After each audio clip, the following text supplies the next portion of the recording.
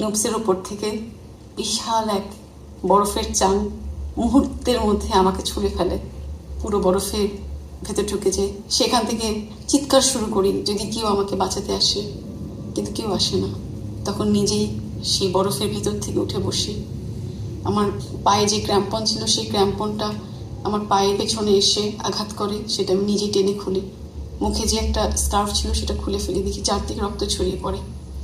কিন্তু আমার মূল চিন্তা ছিল যে আমি বেঁচে আছি কিনা এবং ক্র্যাভাসে পড়েছে কিনা। তো আমার পাশে মাত্র 1 হাত দূরে সেই বিশাল বড় ক্র্যাভাসটা, এবং আমি ক্র্যাভাসের পাশে বসে আছি। আমি যখন নিজেই বরফের ভেতর থেকে উঠে দাঁড়িয়েছি, দৌড়ে আমার কাছে সবাই এলো। মুহিত ভাই জিজ্ঞেস করলেন, আপনি এখন কি করবেন? চলুন বাড়ি ফিরে যাই। আমি 10 সেকেন্ডের জন্য মনে হয় চোখ বন্ধ করে কি জানি ভাবলাম। আমার চোখের সামনে শত শত মানুষের মুখ ভেসে এলো। কত কত মানুষ আমাকে সাহায্য করেছে এখানে আসতে। তাদের সাহায্য ও সহযোগিতা, পৃষ্ঠপোষকতা ছাড়া তো এখানে আসতে পারতাম না। আমার কাছে মনে হচ্ছিল আমি বাংলাদেশের মেয়েদেরই প্রতিনিধিত্ব করতে এসেছি এখানে।